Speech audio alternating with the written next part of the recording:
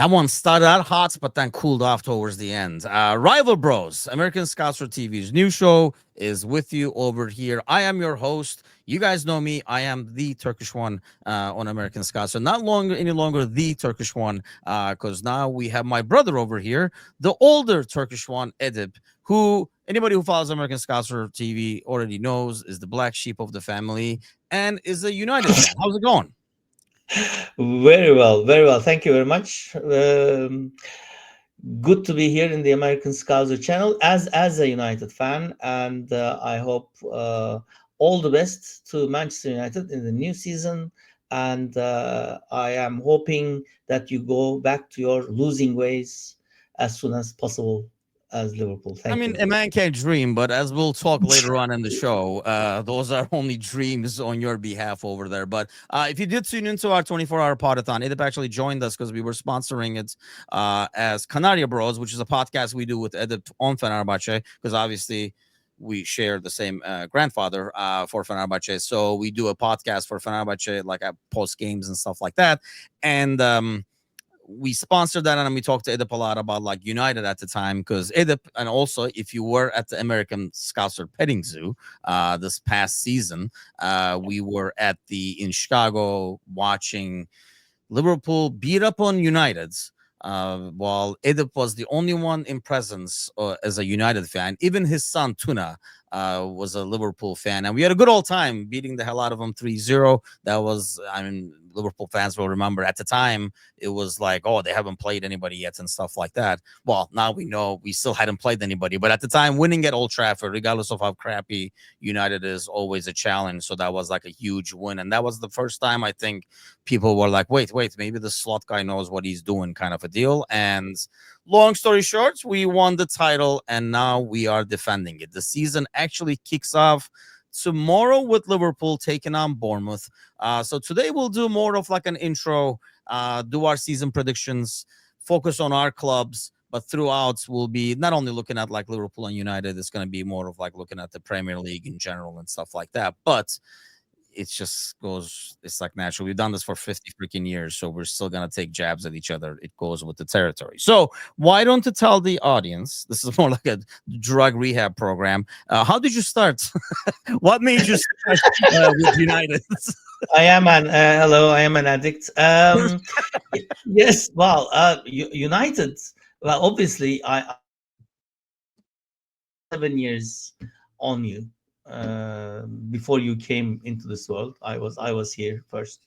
Yeah, but you Uh, weren't a, well, yeah, well, you weren't a United I, fan have, though, were you? I was seven when you came in. So well, I was 14 when you were like starting to talk at seven. You talk quite late.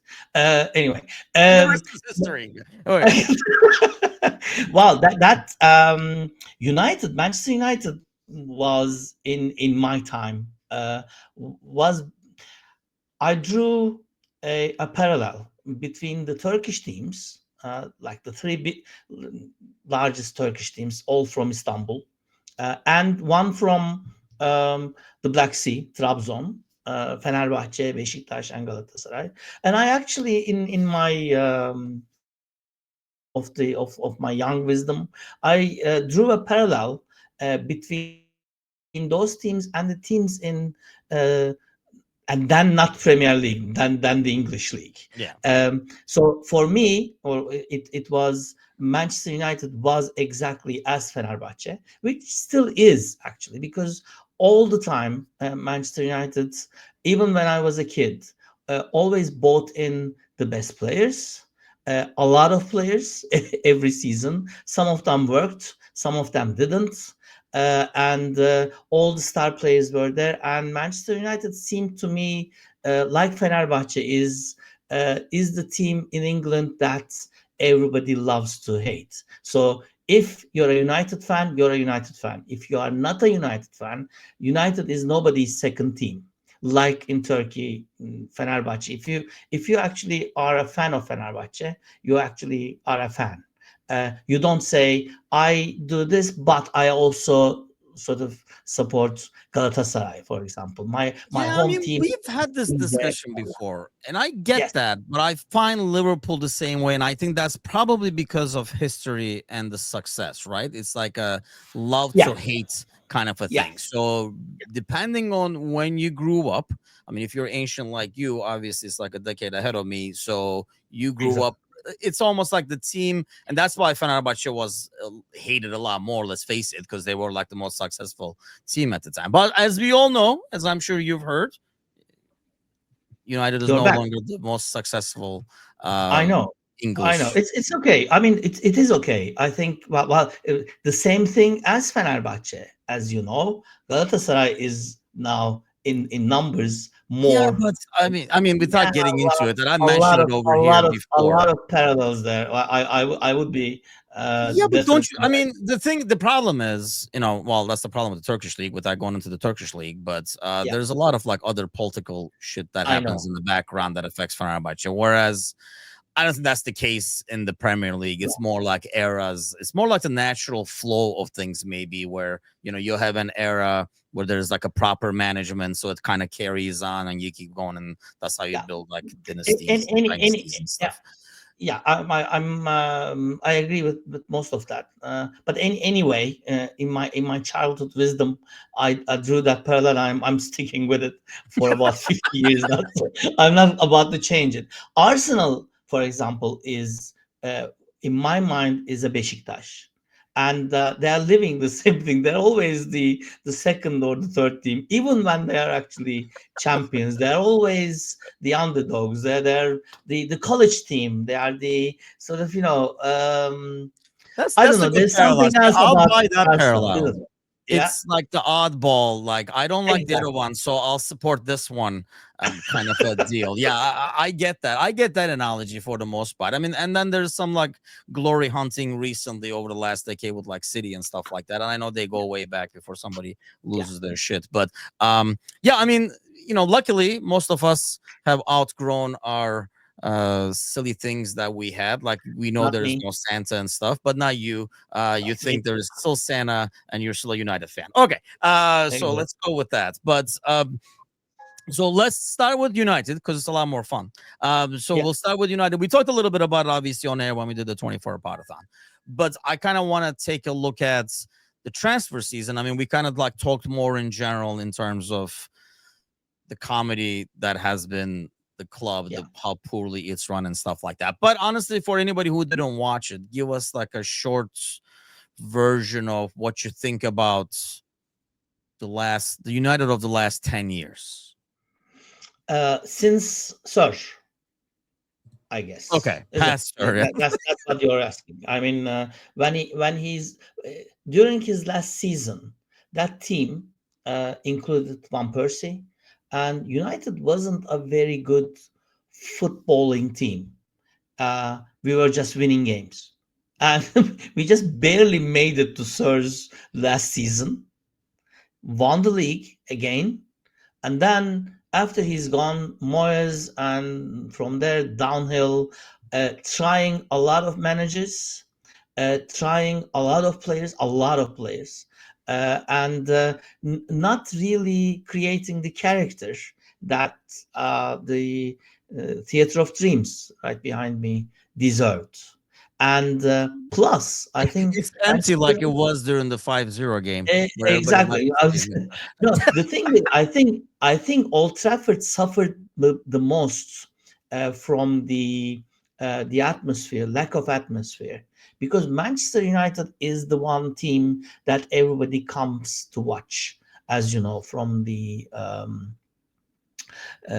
Asia's, or the Americas. People come in, pay sort of hundreds, sometimes £1,000 for a ticket to come and see United. But that takes away the atmosphere, the hungry fan atmosphere, which Trafford You went an used to interesting way. Okay, keep going because this is gonna have. get a lot of Yeah. Liverpool fans going. Go ahead. Yeah.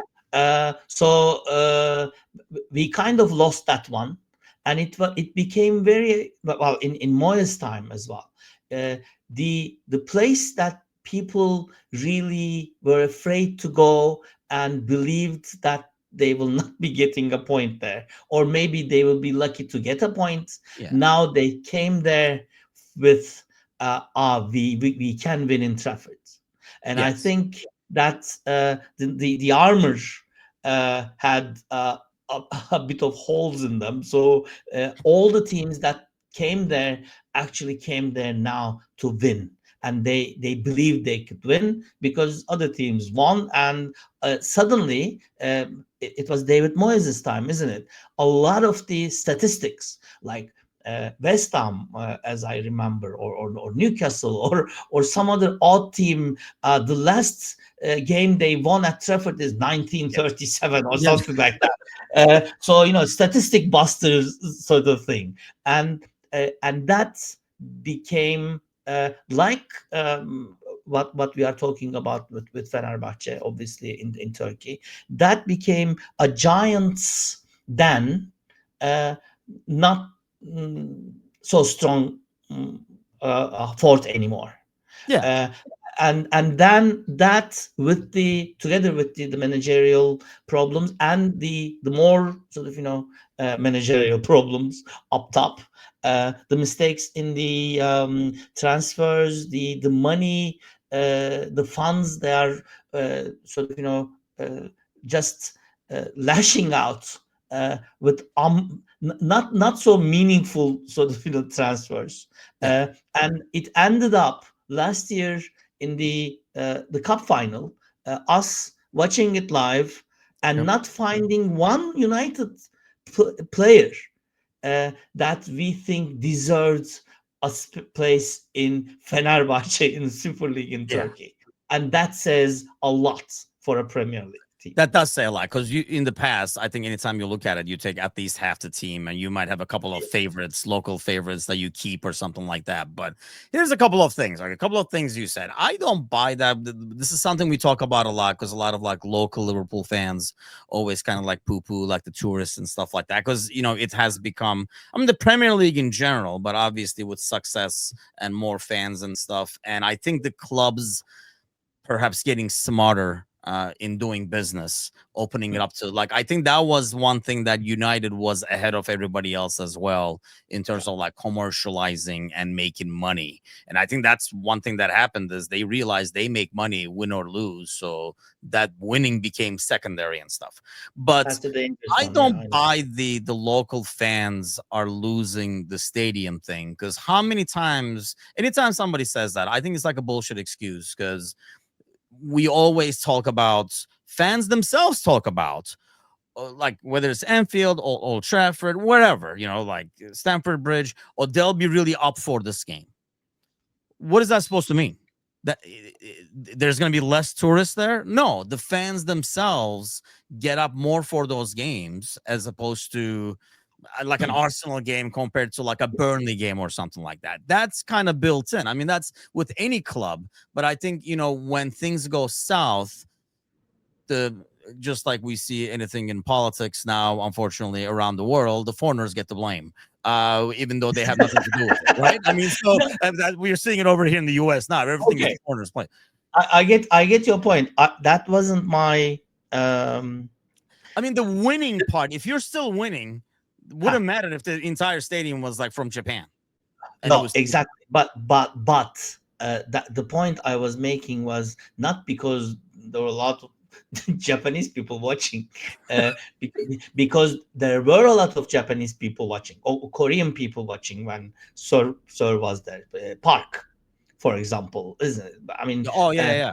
yeah. So United has always been Liverpool, Chelsea, Abramovich's time as well. I mean, people came in. Obviously, when you're in London, I have to see Yeah. Stamford Bridge. I have to see. I have to go and see Trafford. Blah blah. I'm not saying that, but the thing is this: when that happens, that also includes the locals, and that goes for Turkey. That Yeah. goes for Chelsea Oh, fans. that's fair. That goes for the City fans. As this gets industrialized, uh, the jerseys that they sell and the seats that they sell becomes more expensive. Yes. So If the people that are giving more money, they want more luxury in the Yep. stadium. They want to go as they go into uh, a movie theater, like they walk in as the game starts, blah blah. So that includes everything. No, that's fair. When I I think that's say fair. thousands of pounds, that's what I meant. So Okay. plus as the there are two things actually. There's these guys who want to get sort of that atmosphere, have some fun, and the other guys who are blaming the foreigners. They don't believe the team anyway now because we have lose this again since 1910 or something like that. So that affects the players because the players, unfortunately for United, I said this in the podathon as well. The managers that came in, including Jose, uh, don't get the culture of United as a fighting team. It's a team of stars, but nobody is a star. Yeah, it's If very you think about fragile, right? Like we used to if talk you about think about Arsenal like that. Like if you score exactly, one, you can turn the fans like that whole stadium will be now your stadium, and you Trafford has exactly. become that. Exactly, and all the stars that play for Manchester United in Sir's time, they were stars, but they couldn't. Not they didn't want to. They tried. They Yeah, couldn't act as stars. I'm a star. I will be running less. Win this yeah, free kick for me. Blah blah. David Beckham ran his ass off, and when he didn't, he was kicked out of the team. yes, Cantona, Ronaldo. Think about these people. Sir actually just fired them yeah, because they were getting above the team. So they were all stars. Scholes, Giggsy, Lee Sharp. We had a keeper then as well, obviously, the which good old days. we don't have at the moment. So everybody was actually fighting, and like you said, all the fans when they see the team fighting, Japanese or or American, they get excited as well. So it's not just like a walk in the park. They are there to do a job, and Yes. United doesn't seem like that for a long time now. Which is a joy. But let me answer this before we move on and we get to like kind of like focus on this season over here because you were talking about like Alex Ferguson and stuff like that. There is do you think he kind of left it high and dry as opposed to, for example, when Klopp left, it was, and it could be a coincidence, but it was already like a built team and it wasn't done. Right, like it was in the move. He had already started like the 2.0 or 1.2, whatever you want to call it, like the new midfield and stuff like that. So when you left it, obviously Slot came over with the same squad with no additions, tweaking a couple of things, and they won the title. And people always talk about like Klopp did not like left suddenly, but left them in good shape. Do Yeah. you kind of look back and say he kind of like bailed on us? Because I know some Uh, fans say, "Oh no, it wasn't that bad," but I feel like it's, or like Klopp said, this takes a lot of energy. I think people kind of overlook that. It's not like you're not simulating weeks over here like Football Manager. So it's a lot of like stress exactly. on a daily basis, a lot of hours and stuff, and a lot of energy. And it felt like he said he was basically tired. He just did not Yeah. have the energy to do it and stuff like that, which I buy. But you almost, if you don't have the energy, can't you just be like, well, let me clean up a little bit at least? If people are coming over, at least get the coffee table cleared. You're not going to clean the whole goddamn room. I understand you're tired, but at least, put the dishes away or something. Couldn't the sir have done that? Or do you put any And blame on him? I no no I'm not blaming anyone. I think it just panned out the way it panned out. But as I said, when I started my long uh, road, the last season that Sir was in charge, United won without playing anything. I mean, Yeah. they were just on the sort of they were just winning games. Van Persie was there just scoring the odd one, and we weren't even sweating. and that wasn't a team like Klopp left slot. And I think it was just a team when Klopp first came in.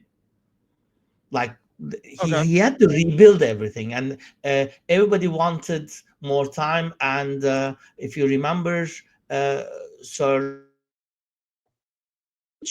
and reinforced David Moyes himself. Yeah. Please give the support, blah blah blah. But since then, a lot of managers came in and went. We couldn't have the time. None of them could have the time that Klopp had in United. To be honest, so that is why my parallel to Fenerbahce is Amorim is a different guy. I think he's unlike the others that came in.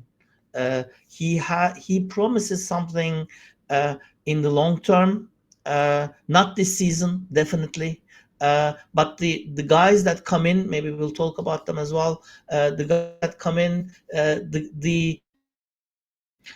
the understanding that we see in the preliminaries, the friendlies and blah blah.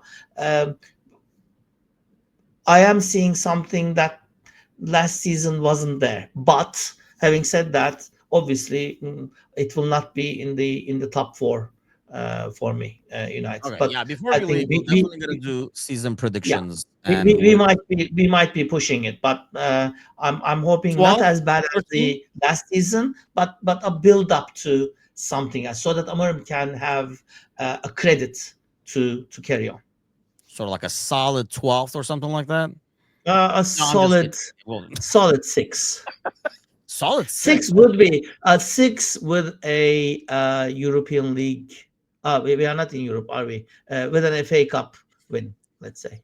Maybe like they can play fantasy or something and win it that way in Europe. That's the Yeah, only way maybe. I think. But yeah, no, Exactly. Yeah. not in Europe, Well, unfortunately. have all the fun if we carry on. As I said there, this is not a very good time to start a rival pros thing. But anyway, This is the best time to start. I'm like a sponge. I'm going to have these in a couple of seasons. We'll be back to where we were. We give you a lot of credit for sitting in the corner over there, and that's like kind of like attacking anybody as we were jumping all over everybody, high fiving, Thank you. a Well, bar full of Liverpool fans, including your son, bailing on you over there. But okay, so let's take a look at like the United business, because yeah, I do agree with that in terms of like the Sir Alex thing, but at the same time, you kind of expect a better foundation to be left behind. It almost felt like he knew ahead of time that he was gonna leave, right? Like you don't clean your hotel room anymore because you're leaving the next day. So you just grab your stuff and go. It almost he felt knew. like he knew he was almost done. He just wrote it out with whatever he could and said, "I gotta go." Okay, yeah. I mean, he knew, and he said he was going to leave. First of all, the But no, other I mean, thing, in terms of like what you do with the team, right? I mean, you do maybe okay, if you know you're gonna be there another 3 years, you plan for yeah, 3 years. If you're gonna be there another year, he only planned for that year. He didn't care about the 3 years exactly. That's afterwards. what he All right. did. I believe that too. But the other thing is, if you uh, make that's why I really sort of admire Klopp for leaving as soon as he did, because if he stayed, he had the credit. Even if he Yeah. missed the season, be second or third, like Arteta is going on forever. I mean, Klopp would have the credit, and he would be building up something better. But he said, "Yeah, that's enough. I don't have the energy," and he left. So Alex didn't do that. And if you leave somebody in charge for 25 years with a force that he leads, that doesn't leave any second man in charge. Yeah.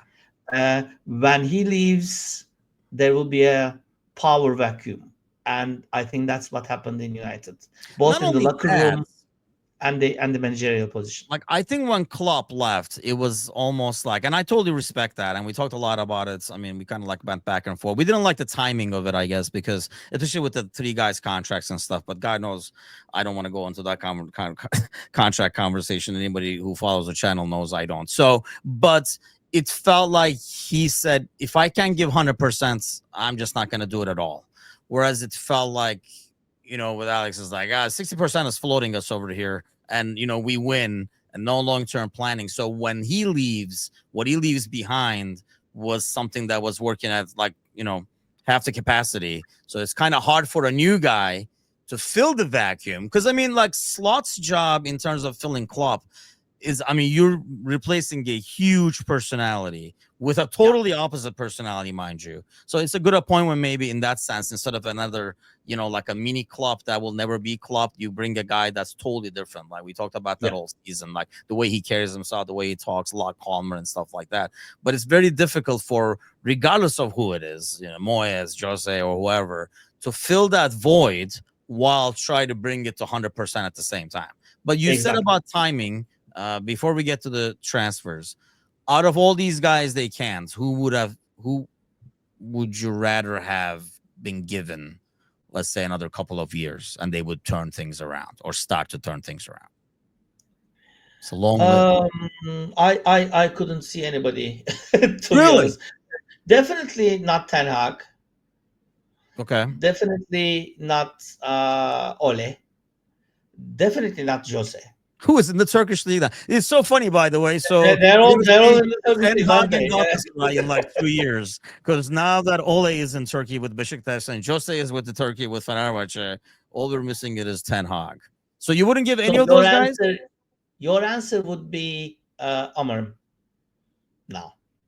I think he deserves. That wasn't the question, so I don't know how your answer would be Amorim, because he's still there. I mean, he'll get canned soon, don't worry. But I'm just saying, like, out of the guys who got canned, you were talking about not getting enough. They deserve to be. They deserve to be canned. Oh, they deserve. So you wouldn't. No, I wouldn't keep anybody. That's your answer. Then. Yeah, you should be in upper management at United. Oh yeah, definitely. They love me over there. That's outgoings and incomings for you guys. I mean, the only significant outgoings is probably Rashford's in terms of like a potential to kind of like contribute in the long run. We'll talk about that. I mean, if you feel like he would have been a long time contributor if handled differently or whatever. But Johnny Evans has retired at the age of like 105, so he's gone. That guy just being playing is, I think, that one of the funniest things to me. That crap that we would see like maybe in Fenerbahce or something, like who doesn't have a team. Oh, he's just practicing with us, and then 3 weeks later, like he's starting at center back. It's like, how the hell did this happen?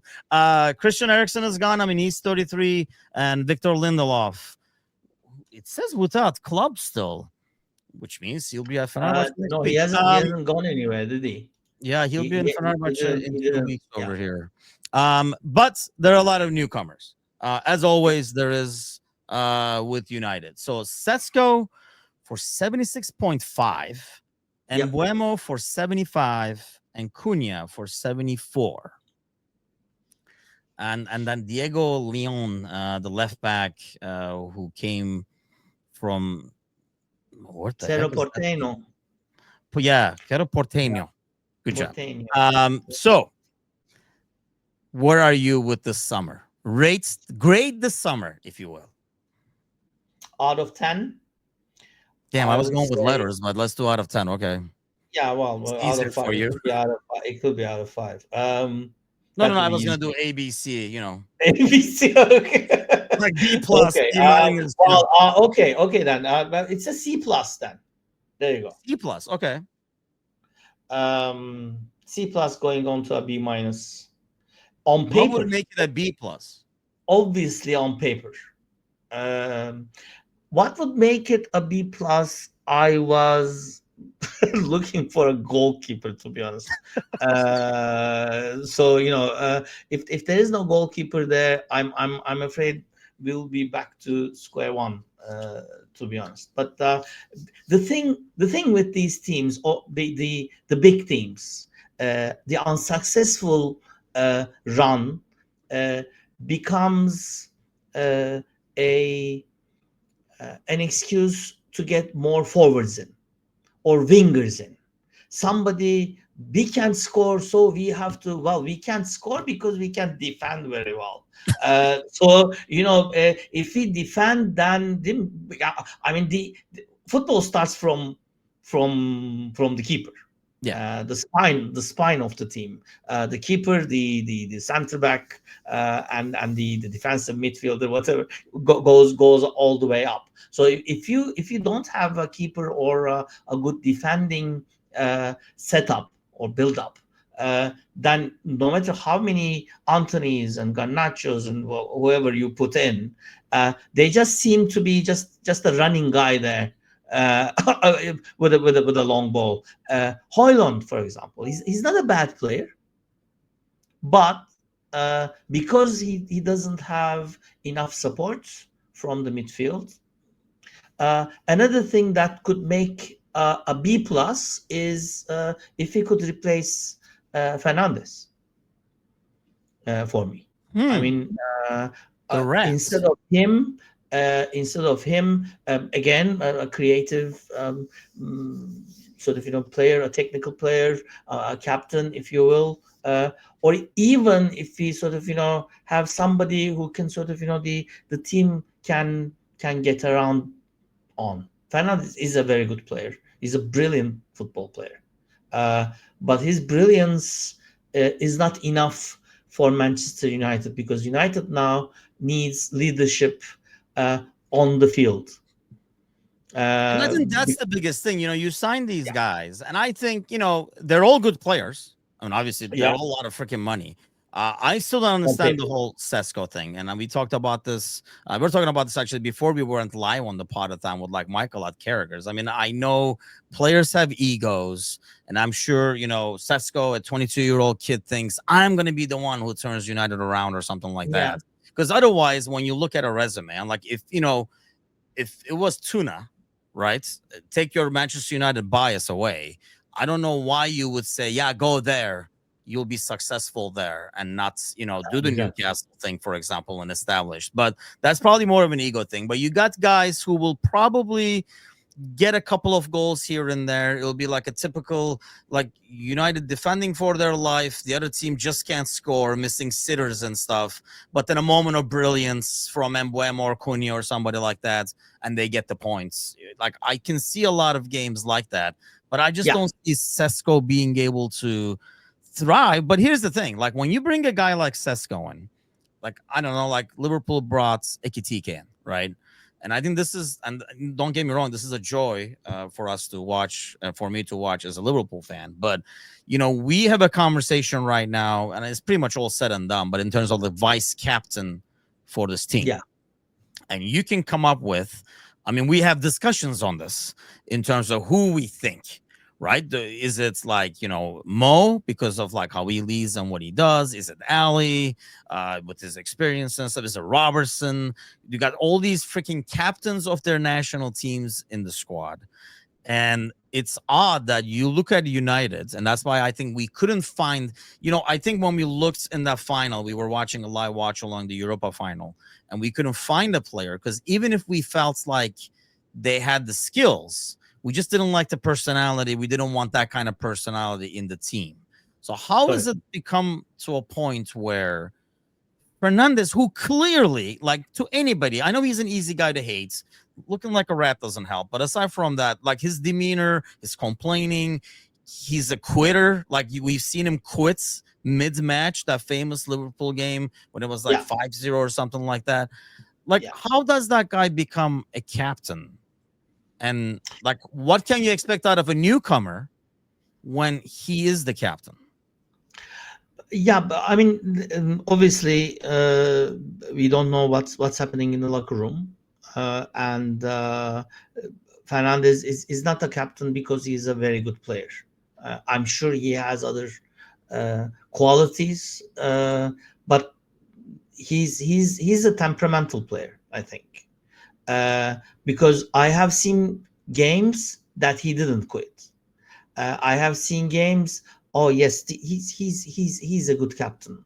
Like games, but captaincy like Steven Gerrard or you were talking about Roy Keane, for Yeah, example, or anybody, Lampard, or anybody. You need to have some sort of consistency, yeah, not some sort of consistency, but consistent behavior.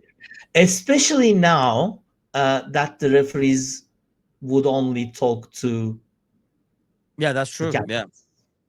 captain. So I think that is important. The other important thing that would make it a B plus is if we bought a set of good center backs, for example.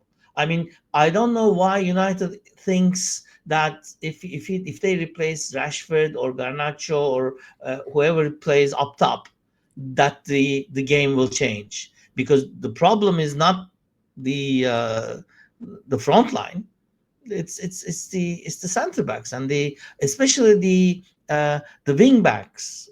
So that we are missing in those areas more than we miss up top, because as you say, we will be a team, and that's a strategy. I don't know if it's going to work or not. We have now probably in the past 4 or 5 seasons a lot more players now on paper again, to change the score sheets out of nowhere. And so probably again, United will play a shitty football, but will be scoring from a set piece, Yeah. or doing this or doing that. So they are going for that. That's what I think as a fan. The strategy, the scouting strategy, or the transfer strategy is set up on. These people are not stupid people. They're spending millions of pounds there. So they think probably if we get enough players, we don't have enough time to set a team like Klopp did. So to get a fast result, we will get in players who are quick, who can change the score sheet, and if we can create a couple of chances, 3 or 4 chances. If you score one, then we can win the game. The only thing with that is, and I think, like the game has changed in that sense where Yeah, you can't just take your time as much anymore. You yeah, gotta at least get to the Champions League. Because any year you're not in Champions League, you're falling behind another 100 and 125 million. So either you're gonna have to, and I think Liverpool did this, and you can. I mean, I think that's not only Klopp, that's like the higher ups like Edwards and stuff, like people who are back in charge again, is you better hit with every single move you make, because you already, because of PSR and stuff like that, you're already kind of like behind the eight ball with like 100, 150 million. So if yeah. if Sesko doesn't pan out and you spent 80 on him, you can't overcome that. Whereas, I know. even Chelsea I with know. Champions League and stuff like that, they do all kinds of, and their shady accounting, of course, can overcome that because they got money coming in to make another mistake, kind of like a deal. So I think that's like the biggest thing. So like being sixth, for example, is really no good because you're still not in the I know. Champions League. It's another season where you fall behind and that gap gets bigger and bigger. But I think, yeah, I'll probably go with I think C plus is fair. Just because I think the biggest thing is they got to get rid of people, and that's one thing they cannot do. When we talk about it, like there are Turkish leagues and Greek leagues, Greek teams just waiting in the background over here to loan people that they get stuck with. Because one, United gives them ridiculous wages that nobody else would, like no Italian team, Spanish team would. So United either has to pay half of it or whatever, or Yeah, they're gonna. Everybody knows United has to sell them. That's another thing. Like Garnacho, like when you come out and say these guys are not gonna be part of the team, well, why would I try to outbid somebody? You have to sell them either way, kind of a deal. But we'll get to the predictions, Nat. So let's look at our boys over here. And I'll ask you what you think. Obviously, the Isak thing is still up in the air, as well as Gehi that might happen hopefully in the next few yeah. days. I think that would make it, if those happen, I think it's a very easy A. Uh, at least on paper. Like all these are on paper, right? Like On paper, basically obviously. any Yeah, yeah, quality of player, price paid, you're kind of like doing those and kind of looking in the crystal ball. So in terms of outgoing, they did have some like decent outgoings. Luis Diaz, obviously, to Bayern, Nunez, Kwanzaa to Leverkusen, which seemed a little shady part deal with the Wirtz ordeal as well. Kelleher goes to Brentford. Trent goes to Real Madrid. We get 10 million so that he can play in a tournament that they don't win. Tyler Morton goes to Olympic Lyon for 10, and Nat Phillips goes to West Bromwich Albion for 3.5. But the bigger Let story, me let obviously. me let me ask you from for two players. First Okay. of all, obviously, Trent. Are you sad to see him go? No, Why I not? probably, and when you asked me this, anybody who's watching this, who's a regular watcher, probably just laughed. How? Because I have been critical of his defending, and he was backed forever because he's a local kid, because he's from the youth team, and people made up excuses for them. Oh, that's Klopp's system. There's no goddamn system in the world where it's a give and go, and the defender just lets the guy go who gave. So like stuff like that. I mean, he's a great talent when it comes with his passing and stuff, obviously delivery and all that. There's no debating that. And he was a huge part of things that was done because the system was kind of, you always had Henderson covering his back. You always had your right center back covering his back and stuff like that. And Fabinho, like those guys did the dirty work that people bitched about and said, oh, so like we don't get enough goal contributions from assists from midfield. Yeah, because they're defending for Trent, so Trent and Robertson can get the assists and stuff like that. Of So course, no, but that definitely not okay. sad. I thought he was gonna be the one to stay, and the way he left. The thing is, the moment people realized what was going on, people start seeing the reality of his defending and all that kind of stuff. The mask Yeah. fell, but yeah, definitely not sad. Okay. And then the second name is Nunez. No, same again. People Did, laugh. did, or, I or, just or feel let like me laughter rephrase the effect. question.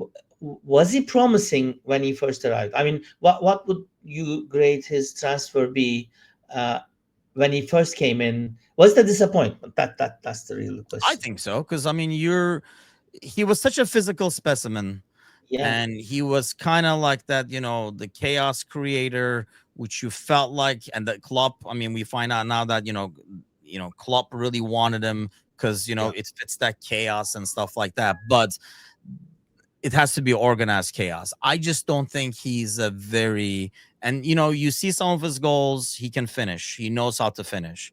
We always thought initially, we gave him the benefit of the doubt. He's a crowd favorite because the crowd loves a guy who hustles, right? And he okay, hustles.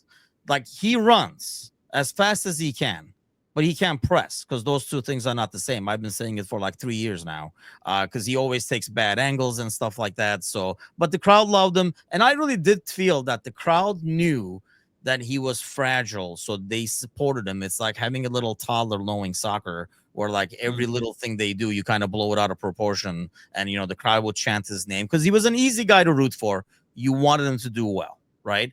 And then he had Yeah, some games like that Newcastle game. You would have this game and you'd be like, this is it, the turning yeah, points and stuff like that. exactly. Yeah, And then yeah, it would go back to normal. I think his biggest disadvantage was probably coming the same offseason as Holland and maybe feeling that extra pressure of not putting those numbers out. And I just don't think he's a very like he could never get enough space. I think he needs more space to be able to do what he does with his speed and stuff like that.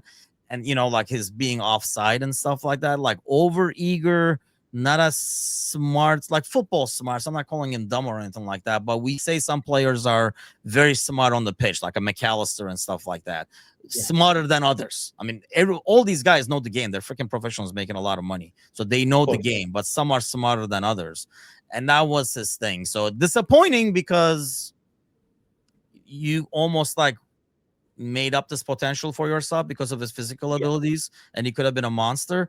But you look back and you can find a ton of moments where he contributed, scored some late goals, some heroics and stuff like that.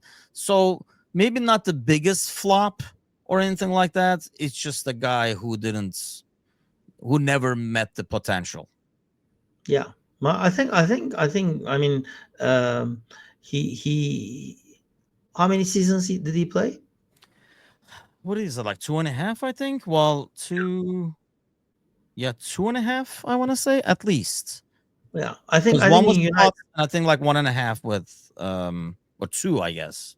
Now you're gonna True. make me look. Hold on. Yeah. Well, Too long. well, Let me put it that way. exactly. I mean, as I was just going to say, if he was in United, came in with a big promise, he would be gone by the end of the season I think because of part of it was, it didn't work with Klopp. I think the thing was like, will it work with slots? slots. Okay. like, can Slot make something out of him? Because Slot does seem a bit more tactical and stuff like that. So I think I was okay with him being given another season under Slot to see maybe he can harness I mean, this ridiculous he's had a energy few that he games, didn't has. he, this season? Yeah, He's had a few games. Yeah. Yeah. I yeah. mean, I mean, he's like I had said, a few he's had games. his So moments. He's won you some games, and he's that kind of guy that you maybe want coming off the bench to create some chaos and make something happen and stuff like that. But yeah, you just can't rely on him. And let's face it, I mean, you are playing in at Liverpool next to a guy like Mo. And honestly, Mo probably would have a lot more assists if you could like finish, for example, as many assists as Mo has. So I mean, you're playing with some ridiculously great players, so you almost expect your output to be that much better. Like I say, good dude, pretty fragile, unfortunately. And yeah, I mean, any player gets a lot of abuse here and there. Not that I'm condoning it, but as a professional, you have to have a little bit of thicker yeah, skin, almost being used to it. It's almost like being in social media. If you get offended every time somebody calls you a moron, we wouldn't last more than like freaking like 10 minutes. exactly. So yeah, but to answer your question, for both of them, I'm totally fine with it. I wasn't like, what are we gonna do? Definitely not for Nunez, and even Yeah. for Trent. I felt like we're gonna defend better, and that's what I'm gonna get to. So we signed Wirtz, Ekitike, Milos Kerkez, Jeremy Frimpong, and Pechi, the backup goalie. And Sure. I think that this is not maybe it's not official. Like Leone is going to be coming over as well from Italy, from Parma, the young center back. So that's pretty much a done deal now. Yeah. I'm assuming transfer market doesn't have it yet because it's not maybe signed or something like that. But um, what do you make of that? What grade do you give? Obviously, we're pretty high on it. Probably at least a B. I'm not sure about how this. But obviously, the first games are not measure of things to come. It's a very long season. Let's see how they settle in the Premier League. Especially, I'm talking about the two. Um, Maybe not so much Frimpong because I think you will get a lot more um, from Frimpong than Wirtz and Ekitike in the beginning. I mean, uh, Wirtz and Ekitike, will they be settling into Premier League? That remains to be seen. That's why it's a B. On paper, as you say, you may say, well, it's an A minus. I'll be sort of cautious and hopeful they won't be. If they get Gehi from Crystal Palace and Isak from Yeah, Newcastle, Isak is a big one, I think. I mean, we were just talking about Nunez, aren't we? I mean, Isak is but on some level that includes the United transfers. I'm a bit annoyed to see a couple of teams or three teams or four teams getting all the shining ones and leaving Newcastle, for example, which I don't really like. It's a Trabzon of Premier League, up in the northeast, blah blah. It is a good team though, always a strong fan base. It's a joy to watch. St James Park, blah blah. But that's why I mean the last season or the season before, their games in the Champions League were like really fun to watch, especially the St James Park uh, yeah, games. yeah. So I want them to do well. So that's why if you take Isaac from them or that one from the sort of if they all are collected in a couple of teams, that I find mm, annoying because if you take Isaac from them, it's not for let me say this, it will be a +5 for Liverpool, let's say, but a -25 Oh, for okay. Newcastle. No, that's fair. So yeah, that's what I mean. I know, but I mean, in Newcastle's case, the whole Isak thing, I really thought, like the way the season ended, they win their trophy, Yeah, and it's a team up and up, probably one of the best midfields in the Premier League, and a lot of potential, some really young, good talents in defense and stuff, and Saudi money, right, with the yeah, chainsaws and yeah, everything. So one assumes that they would have use that momentum, and they were going to add to this team. And they tried, and everybody they went to said no. And I think that's Exactly. the big. And when we didn't like when you didn't hear anything from Isak in the beginning, and now you're finding out that Isak told him he was gonna leave and stayed quiet to make their job easier or whatever. But when you can't bring anybody in, I feel like it is a huge negative for them because when I know. Sesko picks United over Newcastle, I think that shows where you are in the pecking order.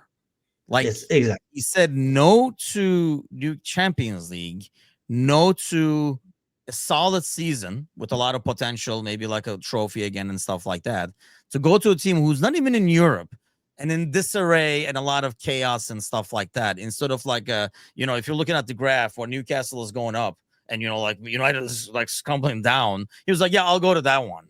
And it's not just money and everything. I think that says a lot in terms of where you are in the pecking order. I think Newcastle was hoping to be like climbing towards the big six kind of a deal.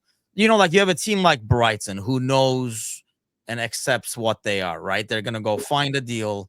They're going to sell it to you for like 80, 90 million afterwards. They're going to use their good scouting system. They're going to survive in the Premier League. They're going to battle. Maybe they have a good season, go to the Champions League, but they know where they're at.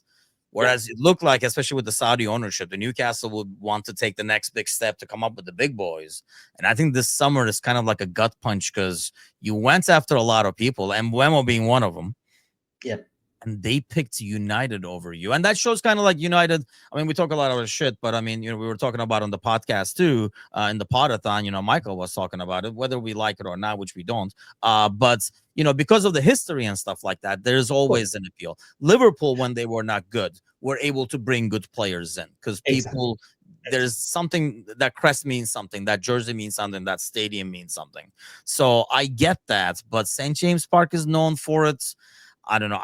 I feel like it's like really disappointing for Newcastle. Like I know what you're saying, but I feel like Newcastle is kind of like a different scenario because they have the financial backing.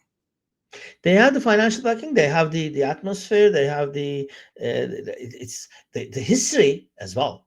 I mean, Yeah, I mean, if you look at it, they have rivalry, and Sunderland is back in this season, so we will have two but here's very the good. thing: like you're talking for England, Yeah, right?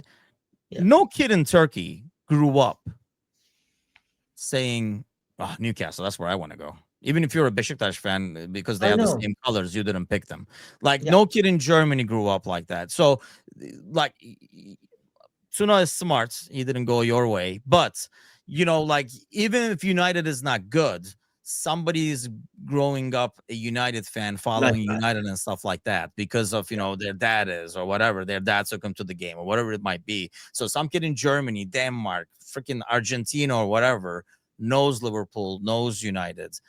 Newcastle might not have that appeal to them, or they're like they might not even know they have a rivalry with Sunderland or anything like that. They probably don't. but I think these things uh, take time. I mean, United has been around, Liverpool has been around in that scene with Yeah, the big boys in Europe, blah blah, for a very long time. Even if we are missing a couple of seasons here and there, Manchester United will not be losing from its name. But Newcastle has to be there year in and year out, and then a couple of kids. Oh, hell, I like those colors. I like those shirts. I like those.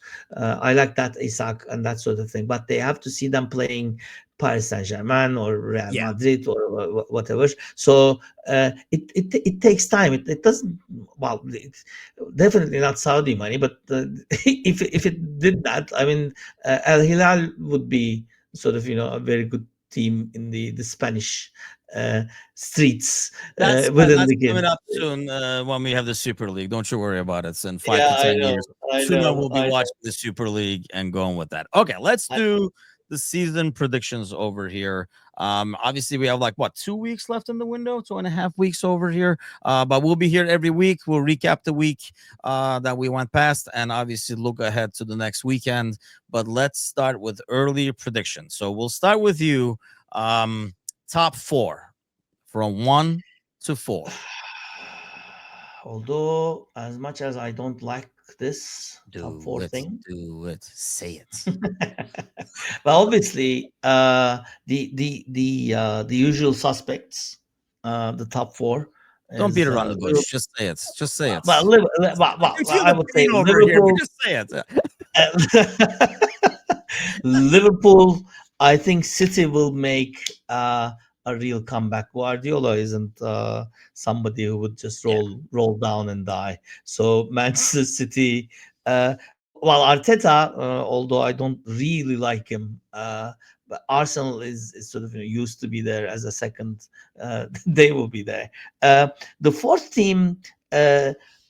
I've seen Tottenham in the Super Cup.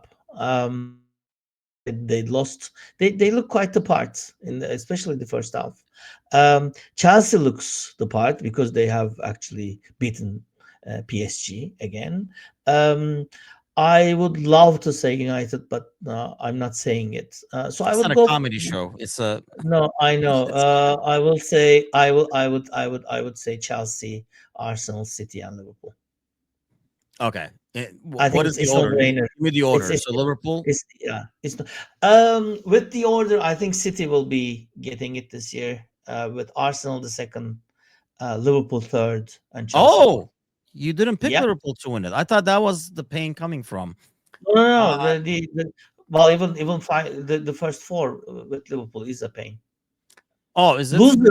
Loser pool thing was better for us. Like in the Those were the days. Huh?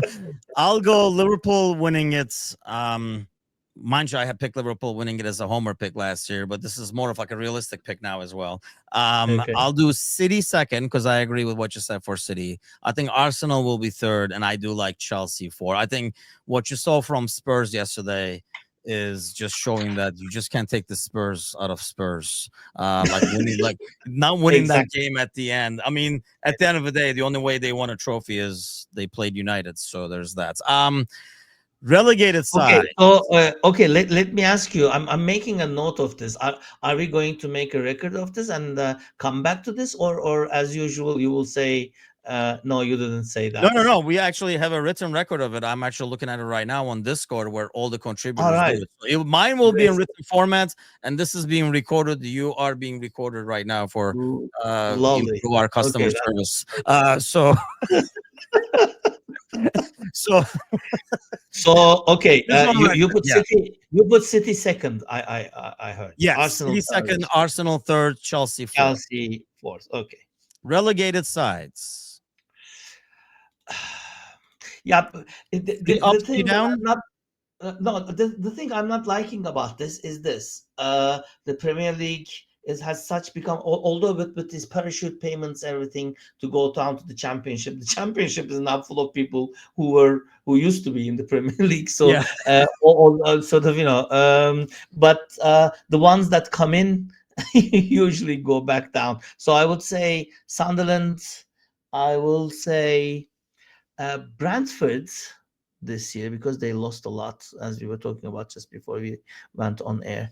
And I'm putting in West Ham this year. Okay. So you said one thing and then you predicted something totally different. I know. Good I'm job. I'm I'm Yeah, I'm the show is gonna be putting a my great faith. one. I don't, because I don't like that exactly like I said. I don't like that to happen. I So mean, I don't either, but truth hurts. So I do pick Burnley, Sunderland. If anybody has a chance, I personally think it's Leeds. But okay, Leeds. and it would I be think like Leeds will stay Brentford on. instead of Leeds or something like that going down. Leeds, like what they have going on. But at the end of the day, I am still going with Leeds, Sunderland, Burnley. Three up, three down. All right, all the ones that came in. Okay. Yeah. So I mean, it's Okay. happened what 3 out of the last 4 seasons, I think. Yeah, I know. But I'm rooting on it's not happening this season. And this time, I would like them to go down. Really? Wow, Yeah, West Ham hate. Okay. yeah. That's Not uncalled hate, for, but but let's go. yeah, I don't like them very much. Okay, go on. You love a good ham. I don't know why why you don't like West Ham. The Okay, East is where the East have. Okay. okay. Golden Boot. I, well, I think it is predictable. It's I either hope people are Haaland. catching it, by the way, because I do this, by the way, so that everybody knows. We do the other show in Turkish, and it's the complete opposite of this, where sometimes he struggles to find the English word, and he's constantly throwing in Turkish words in there Exactly as you as a say. Yeah, transition word. Like he just said "vallahi" and stuff like that. And I say in the Turkish show, I know and stuff here and there. So I this is a mean, great reversal of roles. Go ahead. I Golden know. Boot. Okay, Golden Boot, two real contenders. I think it's either Haaland or Mo. I will go with Haaland because of what I said about City. Because City will be having a comeback and Haaland will be heading it. So Haaland, it is for me, Golden Boot. Yeah, it's kind of hard to pick that one. I mean, these are kind of like little tricky, not knowing what's going to happen. Because I think if Isak comes, you would make him a nominator, but also that might take away some numbers from Mo, but it might also really clear up Mo to do his own thing at the I same know. time. Because now there's somebody to watch. I'll just go the Homer way and go with Mo. Golden Glove. Arsenal looks like a again well Arteta team. It Yeah. will definitely not be Onana or Altay. I, Oh, I have to let me say. scratch that off. I had So Onana down. I'll have to go with Raya. I'm going Raya as well. And I think we're on the same page there. It's just because of how they play more than Yeah, anything else. exactly. Like, Yeah, yeah. even if City, I pick City to finish above Arsenal, they will play the same way. So they're going to keep the high line and stuff like that, even if they're up like 3-0 and all that. It's just how he Okay, rolls. let me ask you, do you guys do as an American Scouser like a Premier League fantasy league or something like that? Yes, I can send you the link because I avoid it like the plague personally. I cannot stand fantasy, I but know, I know. there's the head-to-head version they do. There is, I can send you a link and you can just hop in there. We But have like Premier League Turkey one that you joined last season, but yes, and I abandoned it week 3 because after a while it just becomes guess the lineup as opposed exactly. to Yeah, yeah. yeah. Okay, go on. Golden Glove, we said Raya best signing. Ah, that's a tricky one. I have to go with the United one with this I mean, you one. don't have to, but sure. No, no, I will. I want to. Oh, uh, Cunha. I will go with Cunha. Cunha, really? Yeah. That's funny because I think we're gonna go the other way there. I'm gonna go with Joao Pedro Okay. for Why? Chelsea. I think he will make a difference there because I think that's something they were missing. Biggest Yeah. flop. You can just go to United again if you want. Yeah. Well, I don't know that one. Let's go. I will go with the United one because it will probably be one of the United ones. I would love it to be one of the Liverpool ones. I doubt it. So I will go with Cisco. Sesko. You Yeah, know what? I think not this not but he might be sort of having a time, but he will be a disappointing one because Hoyland will be playing better just because of him.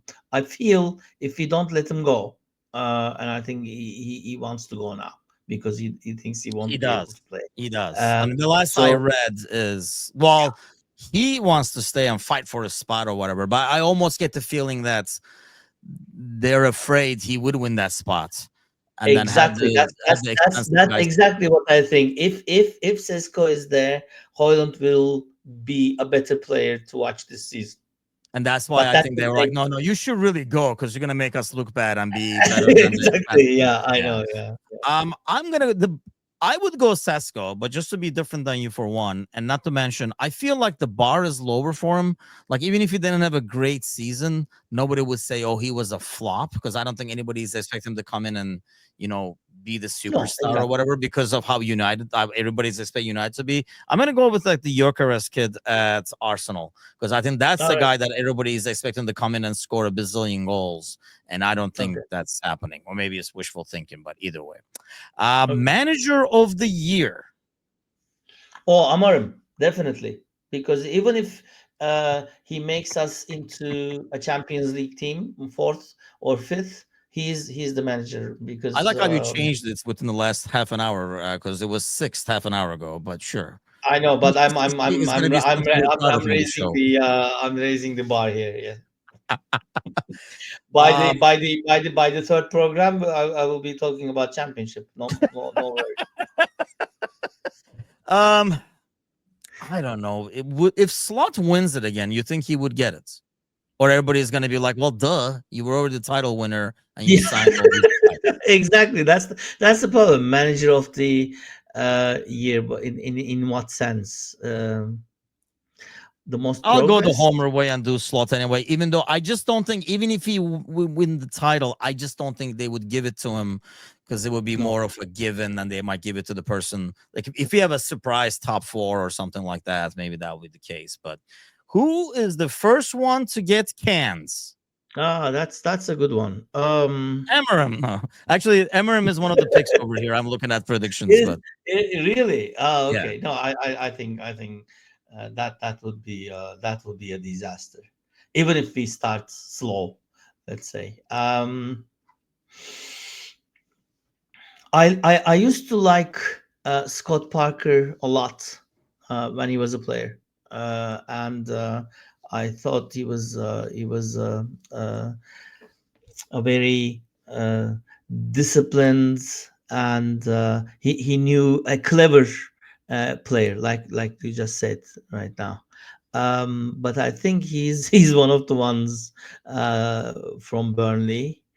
Um, I will go with Scott Parker, although I don't want him to go really. But Burnley We will have be. Gally who hates him with a passion. I mean, Ah, he really? Ah, yeah. okay, okay. I hated Sean Douche. He's no longer nowhere to be found. So I go Scott Parker as well because I think it's going to be one of those teams that are going to start struggling. Brentford might start struggling, but that'll be at least expected. I feel like I mean it will Brentford be has either now. Leeds or Burnley that panics first if the Yeah, season doesn't start well. Brentford has now Kelleher. Yeah, your keeper. Yes, yes. I'm I mean, Brentford looks to me like a team like Burnley once was, when Dyche was there. Even if they lose the place, they have a system going, physical or whatever. They manage to get points with boring games and whatever. So I mean, Brentford was like Brentford, open as hell last year, but they I had the know. people to I don't do it. think they will be doing it this season. No, and I That's think they might lose Wisa as well because he's being rumored with like Newcastle and stuff. So if you lose him and Buemo, Norgard is gone. I don't know. That's yeah. just like, and your manager is gone. And that's the biggest thing. I think that was like the glue that kind of like kept things together. I Yeah, I think they will struggle, but I don't think the new manager is gonna get more time knowing the challenge. Yeah. I say Leeds or Burnley. I'm just rolling the dice with Burnley because it's Okay. Scott Parker. So this is an interesting one. Player of the year. Wow. That's a very long shot, isn't it? And I'm looking at these predictions over here, so I gotta have to talk shit about this on one of these shows. But there are people who pick the best signing, but then the player of the years. I mean, I guess it's possible, but you would think the player of the year in some of these cases, if they picked them up to be the best person, I would have expected them to be the player of the Player of year. the So, for example, if Pedro. um, see, not Pedro, because I don't think Chelsea is gonna win. But if you pick Wirtz to be the best signing, I feel like if And if Liverpool's winning the Liverpool title, wins, he would have to be the player of the year. I would agree. But then again, Mo can put up some ridiculous numbers as well. That's where I'm going, by the way. Spoiler alert. Mo. No. I think that guy is gonna be an assist machine this year. Well, obviously, because I said City, it will be a City player. I don't know who though. It will not be Haaland, although I said he's going to be the best scorer. It will We be love a somebody consistent from. segments on the show. I know it's. It This is will why be. United sucks. There's no consistency. It will be no. It will be somebody from the City midfield. Take your pick. To be determined. Okay. This is To be okay for determined. people who are new to the show. More importantly, new to Edip. This is vintage Edip right here. He didn't make a prediction, so you can't be wrong. You can only be right when you don't name people. So this is how. This is probably every week he won't guess a score, and then he won't be wrong. Okay, Come okay. on. No, no, just because he's gone that way, he's now becoming, he's now showing us the ugly face of him now. Okay, I'll go with, You no, don't I know want to who's in go. the city's midfield, No, so I mean, no, no, I don't know who is actually going to be the commanding one, because they lost a lot of blood there. I yes, can, I know Guardiola will be setting up that midfield, uh, and it will be somebody that we won't be expecting. Like, for example, if you sort of, go back 4 or 5 years, you wouldn't be picking up Rodri as, he will be the one. true. Yeah, So that's why I'm hesitating, but I Rodri will is be. out, I guess, until end of He September, is. I I believe. know. I know. So anyway, I'll say Rodri, but it will be someone from the midfield of City, because if he cannot manage that, I mean, if he cannot actually pick out a game that makes a couple at least of City players star from the midfield, then they will miss Rodri, and by the time he comes in, City will be losing a lot of points and falling behind. So And let's see honestly, about that. anytime he's been out, they have struggled because, Exactly. Yeah. like, Yeah. especially on Yeah. the counter, that's what the issue was last So year. I'll go with Rodri. Rodri, okay, I'm putting down Rodri over here. I'm sure it'll change over the next couple of weeks. But I'll write it down anyway.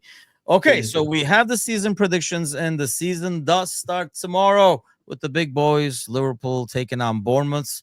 We'll be back next Thursday, same time, same place. I don't know. We might release these actually on Friday morning, and we might start maybe like doing them live on Thursday evening. So we'll see how that Yeah. goes. But for now, we're just gonna be doing like the recordings, and we'll get them published Thursday night, Friday morning.